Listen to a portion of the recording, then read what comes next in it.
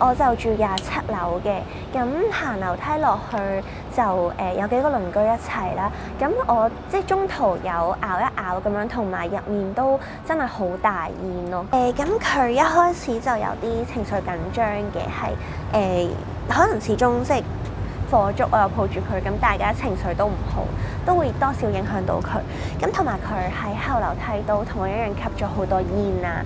咁佢係有少少咳啊、斜哮嘅問題啦。咁但係後尾就帶咗佢去大埔一啲義診嘅醫院，就幫佢初步 check 過，都冇一啲中毒啊，或者真係氣管受損嘅問題嘅。因為我覺得真係咁啱放假，我先喺屋企同佢一齊。如果唔係，我都係即係可能喺 office 或者其他地方，咁我真係會，我想像唔到。首先我真係原諒唔到自己咁樣，即係掉低佢一個喺屋企啦。即係我諗我即係會即刻衝上去揾佢咯。佢真係佢係我命根啊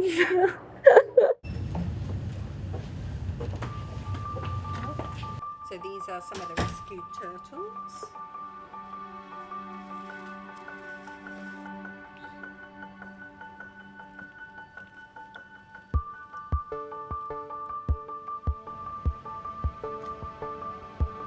Most of the animals that you would see were more likely to be suffering from effects of the smoke as opposed to any burns or anything like that. So it's covered in soot or wet from being in the rescue scene with the fire services using a lot of water, some maybe respiratory signs, maybe some eye discharge and things like that, and obviously very, very terrified.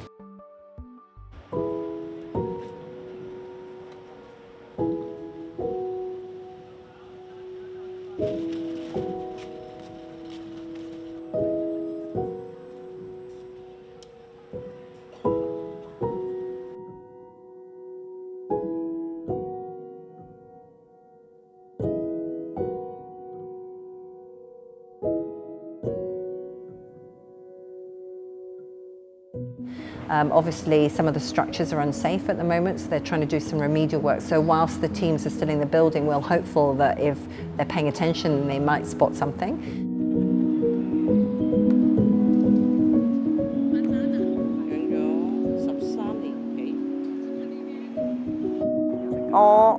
我想衝入屋企嗰陣，俾警察同消防員攔住，跟住有個 madam 帶走咗我去安撫我，咁我就係咁喊咁樣，跟住佢就問我有咩屋企人喺上面，咁我就話我阿 Jason 喺上邊啦。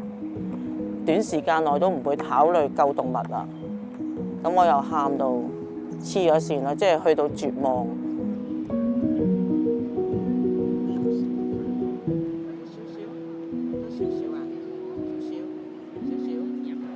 開心到黐咗線啦！開心到黐咗線啦！但係我又冇開心到喊喎，但係就係好 shock， 就係佢完全一啲事都冇，仲係好精神，一見到我仲係笑，好開心。